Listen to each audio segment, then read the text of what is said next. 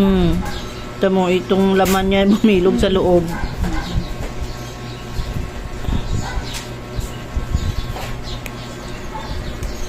Kaya kailangan siyang putulin. Ayun o, may nana na o.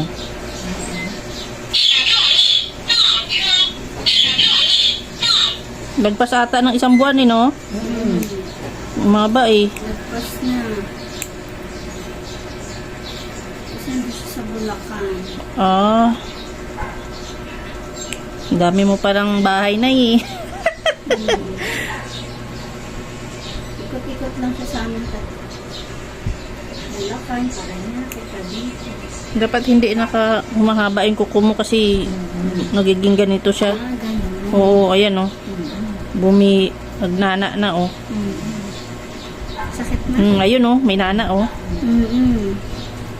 Yan na. Wala tuloy ang tuko ma. Yan na. Diba, may nana na kasi. Sarap naman.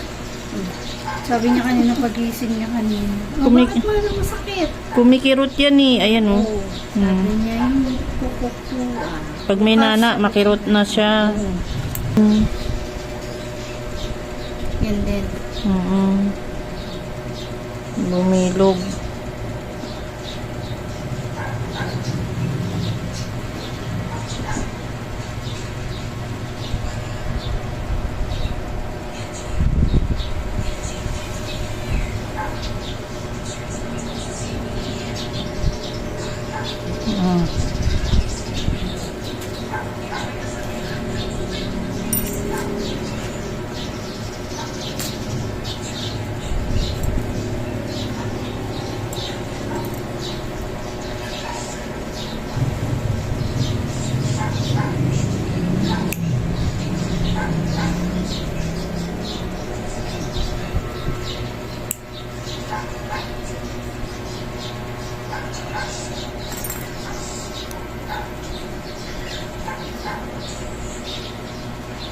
Lalim na ng pagkakabaon, oh.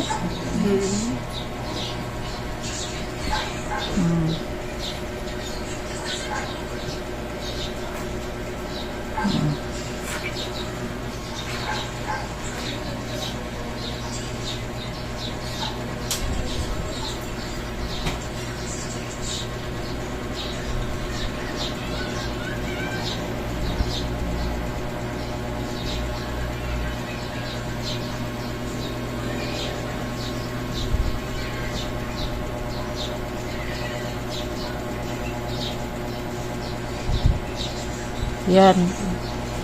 Nakahinga na. Nakahinga na.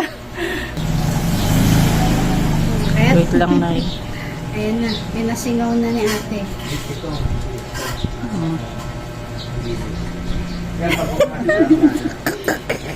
Intense. Dapat pala hindi mo pinapatagal ng gusto. Sasaktan ka.